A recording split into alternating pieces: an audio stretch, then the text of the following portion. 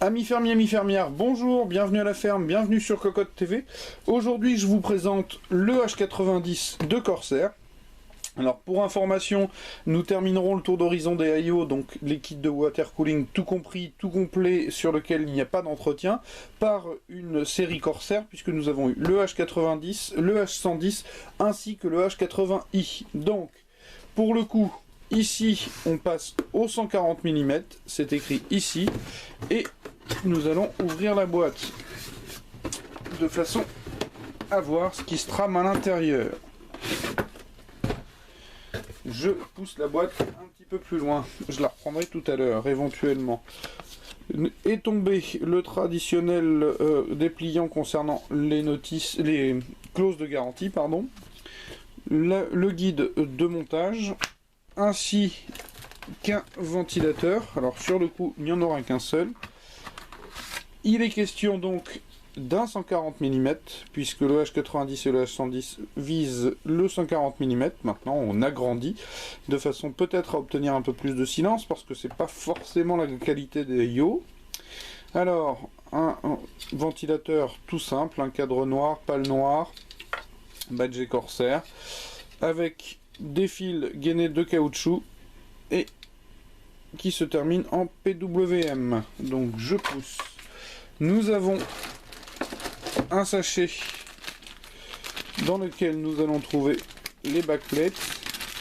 Alors, pour le coup d'œil, on reconnaîtra clairement des backplates, enfin plutôt Aztec.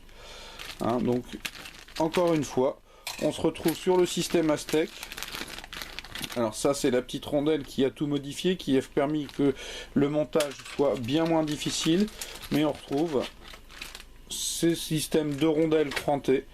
Alors on vient clipser dedans la pompe et le maz. Au début, il y a quelques temps, c'était franchement pénible à monter. Et grâce à la petite rondelle que je vous ai montrée, c'est beaucoup plus facile. Ensuite, nous avons, je vais jeter ça par terre, le radiateur qui connaît, comme le ventilateur, une excroissance ou une croissance, pardon, assez conséquente. Donc le radiateur est beaucoup plus grand. Au niveau de la finition, on se retrouve sur du radiateur de water cooling, hein. Ça c'est tout à fait classique, des platines noires sur les côtés, les surfaces d'échange. Alors l'idée c'est d'agrandir pour obtenir un peu plus de performance, et pour le coup le H90 est plutôt vendu comme étant relativement silencieux. Alors les parties serties, hein, puisque c'est sans entretien. Les tuyaux souples en caoutchouc, quel bonheur, et pour cause, je viens de monter aujourd'hui le NR Max avec les tuyaux gainés de ressorts et de caoutchouc noir. C'était une horreur, les tuyaux semi-rigides, j'ai failli pour finir terminer le montage au marteau. Alors donc, tuyaux, je disais souple avec liberté angulaire, ça c'est maintenant obligatoire. Donc cela rentre dans l'ensemble pompe maz, alors recouvert d'un capot Corsair tout simple, hein, pas d'illumination, ici on n'est pas dans le tuning. En dessous on reconnaît le système Aztec, donc avec le maz en cuivre, pas d'indication s'il y a eu des modifications ou pas. La seule modification maintenant agréable, c'est l'alimentation de la pompe en 3 pins, ce qui permet quand même de passer beaucoup moins de fils, à contrario de certains concurrents. Alors, rien d'autre à dire finalement sur ce système IO, puisque nous avons peu d'informations globalement, hein. Corsair est assez peu loquace concernant ce H90. Nous n'avons finalement que les caractéristiques du... je cherche le mot ventilateur, voilà, pardon.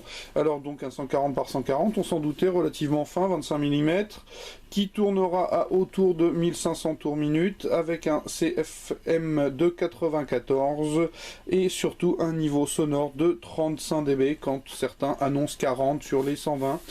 À voir si c'est véritablement silencieux. Peut-être faudra-t-il passer par une petite régulation pour que ce le soit. Est-ce que ça maintiendra les températures? Je ne peux pas vous le dire. Je vais donc aller procéder au montage après le test de l'NR Max qui est en cours.